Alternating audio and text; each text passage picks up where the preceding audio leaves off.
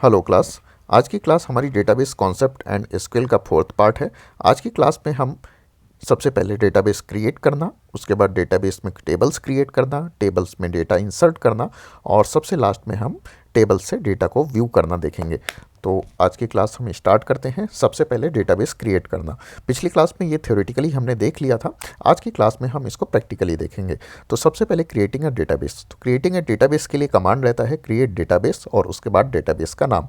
तो यहाँ पे अगर हमें डेटाबेस का नाम school_gsbv_b1 रखना है तो हम वहाँ पे स्कूल का नाम हमने डेटाबेस का नाम ये दिया हुआ है। उसके बाद यहाँ पे हम सेमीकोलन लगाएंगे और इंटर प्रेस करेंगे तो हमारा डेटाबेस क्रिएट हो जाएगा।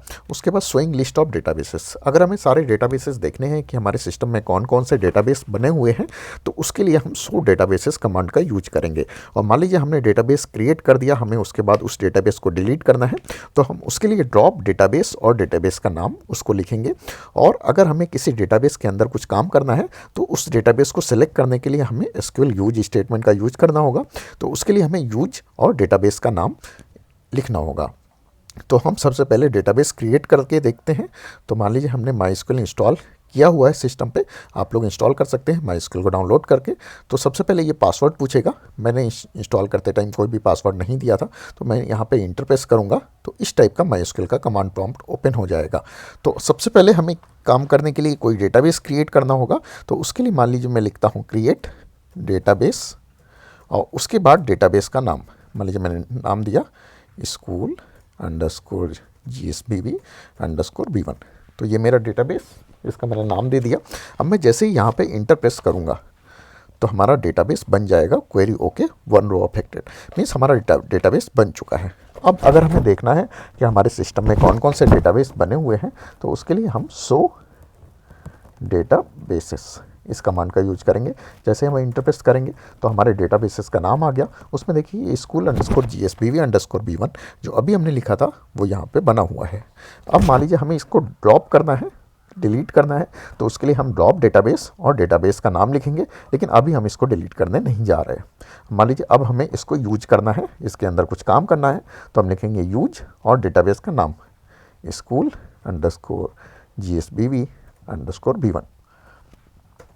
तो डेटाबेस चेंज्ड, मीन्स अब हम इस डेटाबेस के अंदर कुछ भी काम कर सकते हैं। तो डेटाबेस क्रिएट करने के बाद हमारा सबसे पहला काम होता है टेबल्स को क्रिएट करना। तो एक डेटाबेस के अंदर बहुत सारी टेबल्स हो सकती हैं और उन टेबल्स के अंदर डेटा रहेगा। तो सबसे पहले हमारा काम रहेगा टेबल्स के स्ट्रक्चर को क्रिएट करना और फिर उसके अंदर डेटा को इंसर्ट करना और सबसे लास्ट में टेबल से डेटा को डिस्प्ले करना। तो सबसे पहले हम टेबल को क्रिएट करना देखते हैं। तो क्रिएट टेबल के लिए कमांड रहती है क्रिएट टेबल। तो उसके लिए हमें क्या क्या चाहिए होता है, name of the table, name of the fields, name of the fields का मतलब कॉलम का नाम या एट्रीब्यूट्स का नाम, और उसके बाद उन कॉलम्स पे हमें क्या क्या रिस्ट्रिक्शंस लगाने हैं या क्या क्या कंस्ट्रेंट्स लगाने हैं वो हम यहाँ पे स्पेसिफाई कर सकते हैं। तो एसक्यूएल में टेबल के लिए हम नॉट नल या प्राइमरी की ये कंस्ट्रेंट लगा सकते हैं। अगर हम किसी कॉलम को नॉट नल रख देते हैं मीन्स उस कॉलम में कभी भी नल वैल्यू इंसर्ट नहीं होगी। और अगर हमें किसी कॉलम को या कुछ कॉलम्स के सेट को प्राइमरी की बना देते हैं तो उसका मतलब होता है कि अब उन कॉलम्स के लिए हम नल वैल्यू या हमेशा यूनिक वैल्यू ही, नल वैल्यू नहीं दे सकते और हमेशा यूनिक वैल्यू ही देनी होगी। अब हम देखते हैं क्रिएट टेबल कमांड कि हमें टेबल क्रिएट कैसे करनी है। तो क्रिएट टेबल के लिए कमांड रहती है क्रिएट टेबल, उसके बाद स्पेस, फिर टेबल का नाम, फिर उसके बाद हम पैरेंथेसिस स्टार्ट करते हैं और फिर हम पहले कॉलम का नाम लिखते हैं। उसके बाद पहले कॉलम का डेटा टाइप लिखते हैं। हमने डेटा टाइप पिछली क्लासेस में देख लिए थे। हम इंटीजर ले सकते हैं, हम यहाँ पे INT स्पेसिफाई कर सकते हैं अगर हमें छोटी रेंज की इंटीजर वैल्यू देनी है, और अगर हमें काफ़ी बड़ी वैल्यू देनी है तो हम उसके लिए बिग इंट यूज कर सकते हैं, BIGINT। उसके बाद हमें साइज देना होता है। अगर हम वैरकर या कैर डेटा टाइप लेते हैं तो उसके लिए हमें साइज देना मैंडेटरी है। उसके बाद हम कंस्ट्रेंट जो कि नॉट नल या प्राइमरी के होते हैं वो दे सकते हैं। उसके बाद कॉमा लगाएंगे, फिर कॉलम नेम 2, सेम उसी तरीके से लास्ट के कॉलम नेम n, फिर यहाँ पे हम बंद कर देंगे। उसके बाद पैरेंथेसिस बंद करेंगे, सेमीकोलन लगाएंगे और इंटर प्रेस करेंगे तो हमारी जो टेबल थी वो बन जाएगी। तो यहाँ पे मान लीजिए हम इस टाइप की टेबल हम कुछ बनाना चाहते हैं, इस टू ID, इस टू फर्स्ट नेम, इस टू लास्ट नेम, इस टू DOB, इस टू सिटी। तो यहाँ पे इसको क्रिएट करने के लिए क्रिएट टेबल स्टूडेंट, उसके बाद ब्रैकेट स्टार्ट किया, पहला कॉलम इस टू ID, मान लीजिए इंटीजर टाइप का है, लेकिन आपको इस तरीके की ज़्यादा बड़ी वैल्यू लेनी है तो यहाँ पे आप इंट की जगह बिग इंट ले सकते हैं। फिर यहाँ पे इस टू फर्स्ट नेम, फिर इस टू लास्ट नेम, मान लीजिए ये दोनों वेयर कैर हैं, और कंस्ट्रेंट हमने क्या लगाया है कि ये दोनों नॉट नल रहेंगे, कि मीन्स इसमें नल वैल्यू नहीं जा सकती, लास्ट नेम में भी नल वैल्यू नहीं जा सकती, डेट ऑफ बर्थ, इसका डेटा टाइप क्या है, डेट है, इसमें भी नल वैल्यू नहीं जा सकती। इस टू सिटी ये भी वेयर कैर है, इसमें भी ये भी नॉट नल है। प्राइमरी की क्या है हमारी, इस टू ID, मीन्स इसकी जो सारी वैल्यू रहेंगी वो यूनिक रहेंगी, इनमें वैल्यू रिपीट नहीं होनी चाहिए, और जो चीज़ प्राइमरी की होती है उसमें नल वैल्यू भी नहीं आ सकती। अब यहाँ पे ध्यान देने की बात है, मैंने पहली लाइन में यहाँ पे कॉमा, दूसरी में कॉमा, तीसरी में कॉमा, लास्ट लाइन में मैंने कॉमा नहीं लगाया है। उसके बाद यहाँ पे मैंने पैरेंथेसिस को एंड किया, सेमी कॉलन लगाया, और जैसे ही मैं इंटर प्रेस करूँगा तो हमारी टेबल क्रिएट हो जाएगी। तो हम इसको करके देखते हैं। मान लीजिए यहाँ पे मैं बड़ी वैल्यूज़ देना चाहता हूँ, तो मैं डेटा टाइप के लिए बिग इंट लूँगा। तो आपको ये सारी लाइंस ऐसे टाइप करनी होंगी। क्रिएट टेबल, मान लीजिए टेबल का नाम मैं दे रहा हूँ स्टूडेंट 2, मान लीजिए मैं कुछ भी नाम दे सकता हूँ, यहाँ पे मैंने नाम दिया मान लीजिए स्टूडेंट 2, यहाँ पे मैंने नाम दिया है स्टूडेंट, उससे कोई इशू नहीं है, आप कोई भी नाम दे सकते हैं। मान लीजिए मैंने इंटरप्रेस किया, query okay, 0 row affected, means हमारी टेबल जो है वो क्रिएट हो गई है। ये हमने अभी यही क्वेरी एग्जीक्यूट की। और डिस्क्राइब टेबल, अगर हमारी टेबल बन जाती है फिर उसको देखने के लिए हम डिस्क्राइब टेबल कमांड का यूज करते हैं। तो डिस्क्राइब टेबल के लिए हम यहाँ पे, हमारी टेबल बन चुकी है, तो मान लीजिए हमारी टेबल का नाम है स्टूडेंट 2 जो अभी हमने क्रिएट की, और फिर हम सेमी कॉलन लगाएंगे, इंटर प्रेस करेंगे, तो हमारी टेबल कैसी बनी है वो हमारी यहाँ पे डिस्प्ले हो गया। तो यहाँ पे इस टू ID पहला कॉलम, इस टू फर्स्ट नेम, इस टू लास्ट नेम, इस टू सिटी, इस टू DOB, इस टू सिटी, तो ये हमारे जो फील्ड्स थी वो सारी हमारी यहाँ पे आ गई। टेबल हमारी क्रिएट हो चुकी है, लेकिन टेबल के अंदर भी कुछ भी डेटा नहीं है। जब भी टेबल के अंदर हमें डेटा देखना होता है तो हम लिखते हैं सेलेक्ट स्टार फ्रॉम और टेबल का नाम। तो हम देखते हैं अभी टेबल के अंदर कुछ भी डेटा नहीं है, और हम लिखते हैं सेलेक्ट स्टार फ्रॉम स्टूडेंट 2, यहाँ पे हम इंटर करेंगे तो एम्प्टी सेट, मीन्स अभी टेबल के अंदर कुछ भी डेटा नहीं है। अब हम टेबल के अंदर डेटा इंसर्ट करने की कमांड को देखते हैं।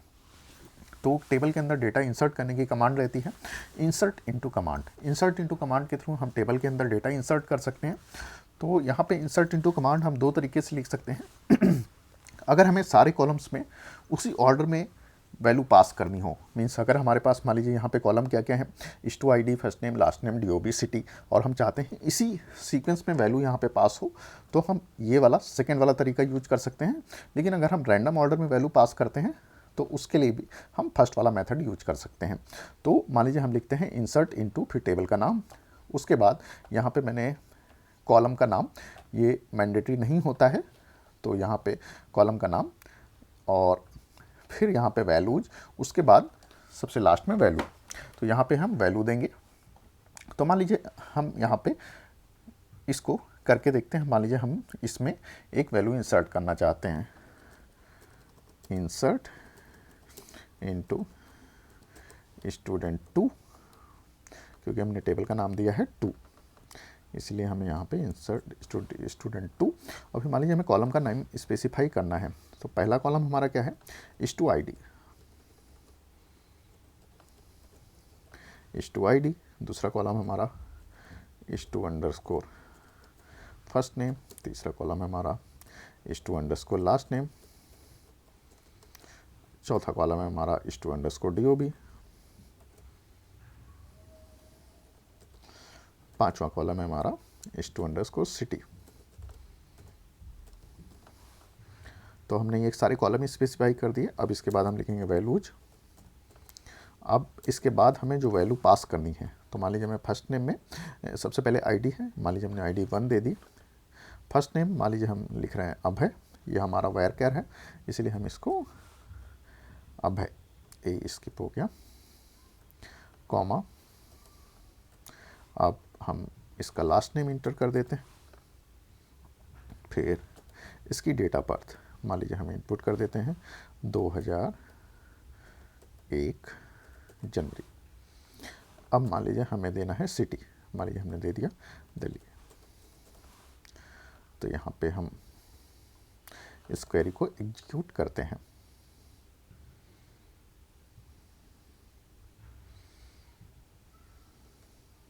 Query okay, 1 row affected.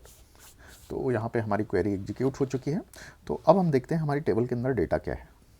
तो हम फिर से सिलेक्ट स्टार फ्रॉम स्टूडेंट 2 लिख रहे हैं और हम यहाँ पे देखते हैं कि हमारी टेबल के अंदर 1 अभय सिंह और डेट ऑफ बर्थ और सिटी इंसर्ट हो चुका है। अब मान लीजिए हमें टेबल के अंदर बहुत सारा डेटा इंसर्ट करना है, जैसा कि हमने पहले देखा था तो उसके लिए हम क्या कर सकते हैं कि सारी रोज के लिए अलग अलग क्वेरी लिख सकते हैं और उनको एग्जीक्यूट कर सकते हैं। मान लीजिए हम यहाँ पे कुछ मैंने क्वेरीज लिखी हुई हैं, हम उनको लाइन बाय लाइन एग्जीक्यूट करते हैं। मान लीजिए हमें कुछ जो पहली रो थी, यहाँ पे जो हमने पहली रो देखी थी, ये ID Arun Singh, date of birth ये गाजियाबाद, हमें मान लीजिए इसकी रो इंसर्ट करनी है। तो हम उसके लिए मैंने क्वेरी लिखी हुई है, मैं उसको यहाँ पे पेस्ट करता हूँ। तो क्वेरी ओके 1 रो अफेक्टेड। तो अगर अभी हम देख लें कि डेटा क्या है, तो हमारा यहाँ पे ये जो एंट्री थी वो आ चुकी है। अब मान लीजिए हम दूसरी रो के लिए भी मैंने क्वेरी लिखी हुई है। क्वेरी आपको मैंने बता दी, इंसर्ट इनटू कमांड का सिंटेक्स बता दिया। तो वही सेम क्वेरीज आपको हर वैल्यू के लिए लिखनी है। तो यहाँ पे ये हमारी हो गई तीसरी रो के लिए।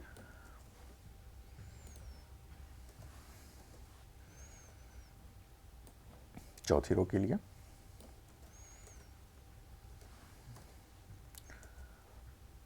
पांचवी रो के लिए। तो इस तरीके से हमने सारी क्वेरी इंसर्ट कर दी। अब हम देखते हैं सिलेक्ट स्टार फ्रॉम स्टूडेंट 2। तो हमारी टेबल में अभी डेटा ये है। तो टेबल में हमारा इतना डेटा है। अगर हम चाहते हैं कि इसी ऑर्डर में जो हम डेटा दे रहे हैं, वैल्यूज़ दे रहे हैं, उसी ऑर्डर में इंसर्ट हों, तो उसके लिए कॉलम नेम देना मैंडेटरी नहीं होता। तो यहाँ पे अगर हम ये वैल्यू चाह रहे हैं आईडी में जाए और हम यहाँ पे कॉलम नेम स्पेसिफाई नहीं कर रहे, तो बाय डिफ़ॉल्ट ये किस में जाएगी, आईडी में जाएगी। ये फर्स्ट नेम में जाएगी, लास्ट नेम में जाएगी, ये डेट ऑफ बर्थ में जाएगी और ये सिटी में जाएगी। तो यहाँ पे हम बिना कॉलम दिए भी क्वेरी लिखने की कोशिश करते हैं। इंसर्ट इनटू स्टूडेंट 2, यहाँ पे देखिए हमने कॉलम नेम नहीं दिए हैं, तो ये भी इंसर्ट हो गई। हम इसको देख लेते हैं। ये क्वेरी थी हमारी अजय सिंह और जो आईडी 682 ये इंसर्ट हो चुकी है। अब एक और क्वेरी करते हैं और इसको भी हम यहाँ पे इंसर्ट कर देते हैं। तो इस तरीके से हमारे टेबल में इतना डेटा इंसर्ट हो चुका है। अब हम देखते हैं कि टेबल हमारी क्रिएट हो गई है। अब देखते हैं टेबल से अगर हमें डेटा देखना होता है तो हम उसके लिए क्या करते हैं। टेबल से डेटा देखने के लिए हम सिलेक्ट कमांड का यूज करते हैं और सिलेक्ट कमांड में अगर हमने देखा भी सिलेक्ट स्टार फ्रॉम अगर हम लिख देते हैं तो टेबल का सारा डेटा डिस्प्ले हो जाता है। तो अगर हम यहाँ पे लिख दें सिलेक्ट स्टार फ्रॉम स्टूडेंट 2 तो सारी टेबल का डेटा डिस्प्ले हो जाता है। लेकिन मान लीजिए अगर हम चाहते हैं कि कुछ स्पेसिफिक कॉलम्स या कुछ स्पेसिफिक रोज ही हमारी दिखें, तो वो हम कैसे करेंगे। मान लीजिए अगर हम चाहते हैं कि इसमें से कुछ रोज ही दिखें, हमारे पास अभी डेटा क्या है, ये डेटा है। मान लीजिए इसमें 2 स्टूडेंट्स का सिटी जो है गाजियाबाद है और हम चाहते हैं केवल इन्हीं का डेटा दिखे। तो हम क्या करेंगे, सिलेक्ट अगर हमें कुछ पर्टिकुलर रोज ही देखनी है, सिलेक्ट स्टार फ्रॉम स्टूडेंट 2, इससे तो सारा डेटा दिखेगा। लेकिन हम लिख सकते हैं वेयर, मान लीजिए हम चाहते हैं केवल गाजियाबाद वाले स्टूडेंट्स का ही डेटा दिखे, where is to underscore city is equal to, हम यहाँ पे लिख देंगे गाजियाबाद। तो अगर हम ये कमांड एग्जीक्यूट करते हैं तो इससे हमें केवल उन्हीं स्टूडेंट्स का डेटा दिखेगा जिनका सिटी है अभी गाजियाबाद। तो हम इसको इंटर करते हैं तो यहाँ पे हमें केवल उन्हीं स्टूडेंट्स का डेटा दिखा जिनका सिटी गाजियाबाद था। तो यहाँ पे हम देख सकते हैं ये अरुण सिंह और दूसरा पुष्पराज। तो इस तरीके से हम कुछ लिमिटेड नंबर ऑफ़ रोज भी देख सकते हैं। अब मान लीजिए कुछ लिमिटेड नंबर ऑफ़ कॉलम्स हमें देखने हैं, तो उसके लिए हम कैसे करेंगे। तो उसके लिए selecting limited number of attributes, तो यहाँ पे हम स्टार की जगह उन कॉलम्स का नाम लिखेंगे। तो मान लीजिए अगर हमें सारा डेटा देखना है तो हम लिखते हैं select star from student 2, table का नाम जो भी है, और मान लीजिए हमें स्टार की जगह, स्टार का मतलब सारे कॉलम्स और सारी वैल्यूज, मान लीजिए हमें सारे कॉलम्स नहीं देखने, हमें केवल आईडी और फर्स्ट नेम चाहिए, तो हम लिखेंगे सिलेक्ट इस2 आईडी कॉमा इस2 फर्स्ट नेम फ्रॉम स्टूडेंट 2। तो इस तरीके से हमें केवल सारे स्टूडेंट्स के लिए केवल ये 2 कॉलम डिस्प्ले हुए। तो इस तरीके से हम सिलेक्ट क्वेरी के थ्रू एट्रीब्यूट्स देखते हैं, कुछ लिमिटेड नंबर ऑफ रोज देखते हैं, और सारा डेटा देखना हो तो हम सिलेक्ट स्टार फ्रॉम स्टूडेंट लिखते हैं। तो इस तरीके से हम क्वेरी करते हैं डेटाबेस में। तो आज की क्लास को हम यहीं पे फिनिश करते हैं। Thank you.